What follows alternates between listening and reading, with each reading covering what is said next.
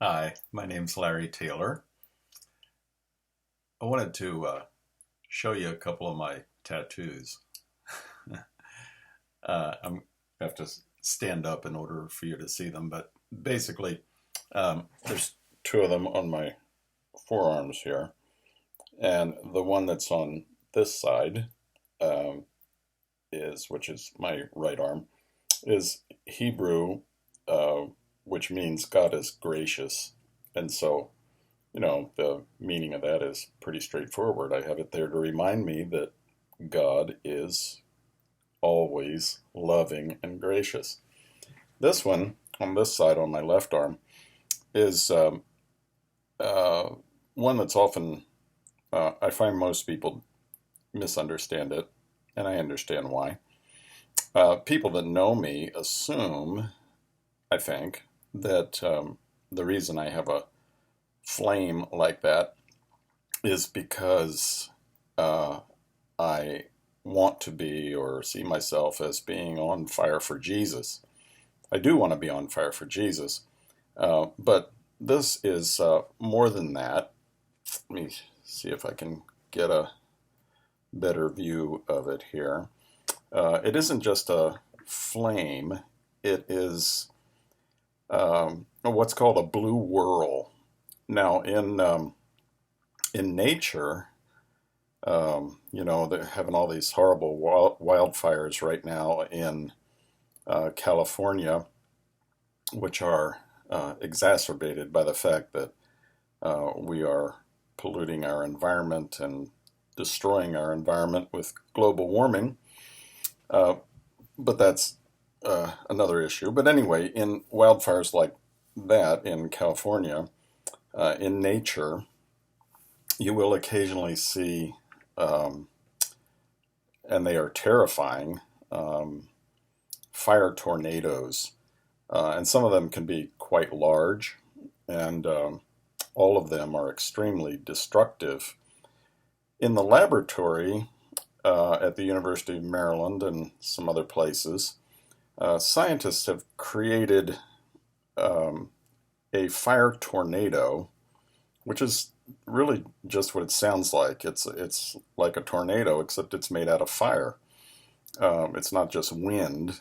It's a huge flame that's whipping around in circles and sucking everything into it. So very aptly named. But in the laboratory, on a much smaller scale, really about the size of my tattoo here, uh, scientists have created blue whirls, which are fire tornadoes, but which, under laboratory conditions, burn in such a way that all the fuel is consumed. There's no ash. There's nothing toxic that's left over, and hence the blue flame. And as this continues, I don't know if you can see it, but there's a line around here indicating the whirling motion of the flame, and it will start out like this with the yellow and red flame, and then it will eventually sort of boil down into um, into a solid blue flame. Um, and the advantage of that is that, at least hopefully, the advantage of that is that scientists have created a flame which will consume everything noxious and which could be used to help purify the environment. For example, uh, in a practical way, potentially, these kinds of blue flames, like I have on my arm here, um, these blue whirls could be used, for instance, to clean up oil spills. The trouble with cleaning up oil spills, there's a lot of trouble, is what do you do with the oil?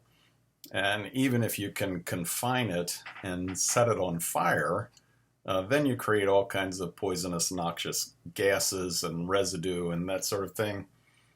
And it's not ideal. So the idea with the blue whirl, which scientists were, from what I understand, kind of shocked to discover, and discovered, like a lot of things, almost by accident within the laboratory. The idea with the blue flame is to consume all that is noxious. You have a fire that is burning so purely that it leaves no unwanted or poisonous or polluting residue. So why in the world do I have a tattoo of that on my arm? Because it reminds me of the scripture that says our God is a consuming fire. What does that mean? I think the connection for me is that this blue whirl that I've been talking about, in my mind, represents the nature of God. God is pure love.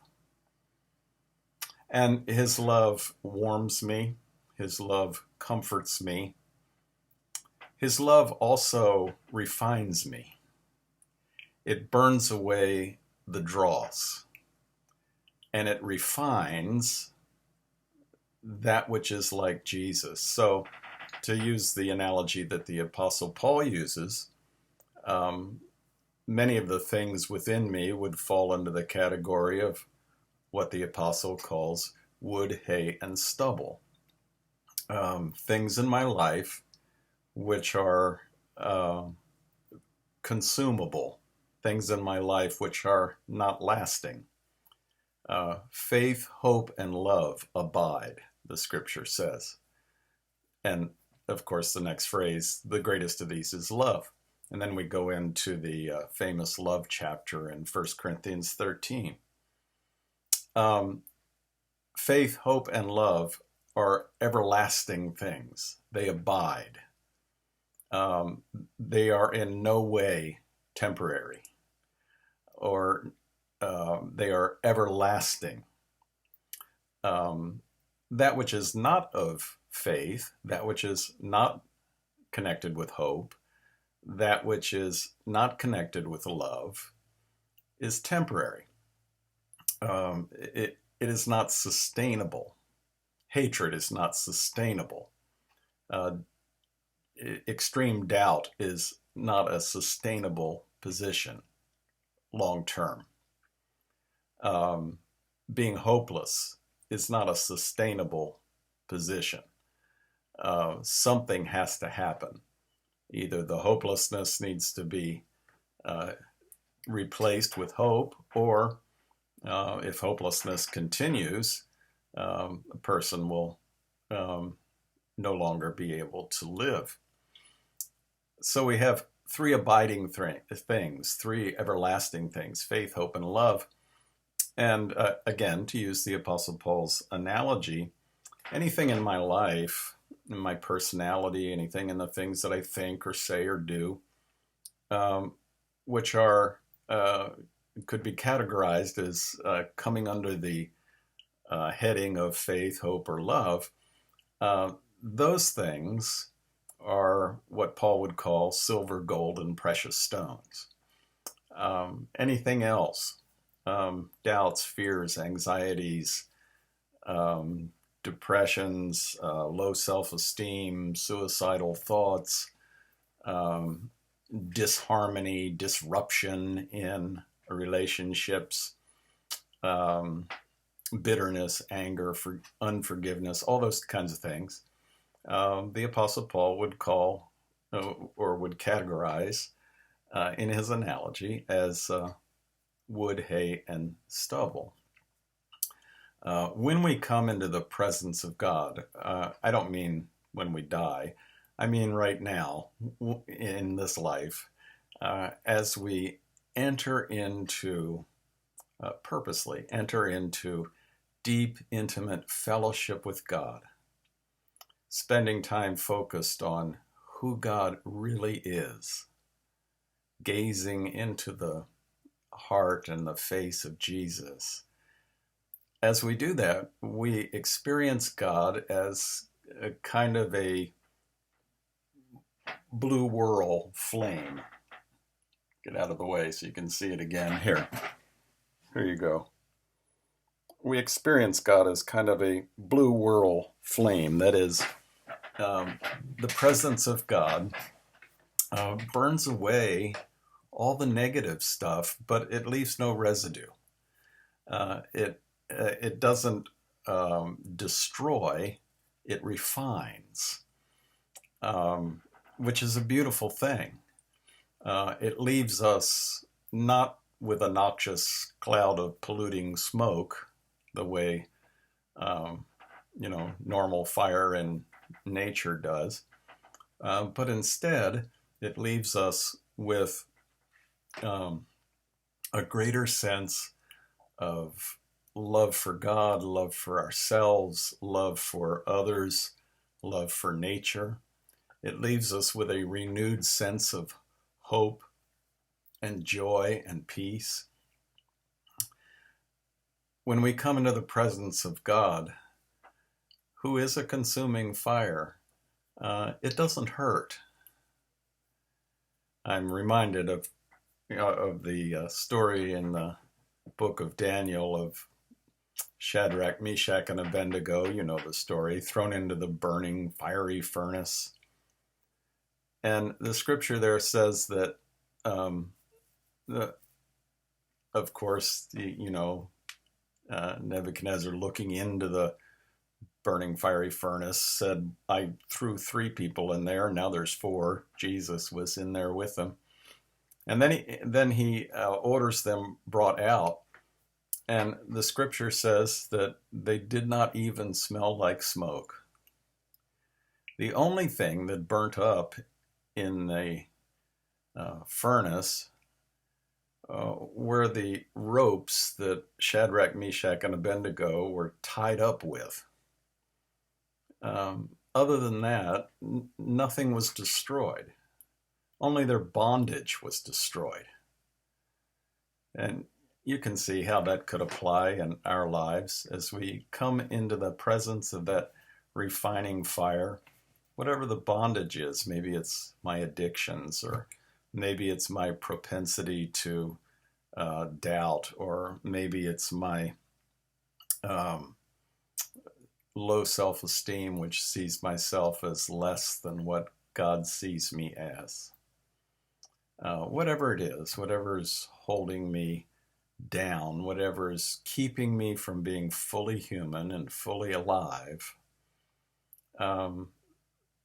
the pure blue whirl flame of God's love takes that away without leaving any kind of residual pollution.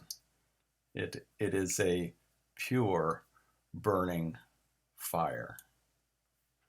So that's why I have that tattoo on my left forearm.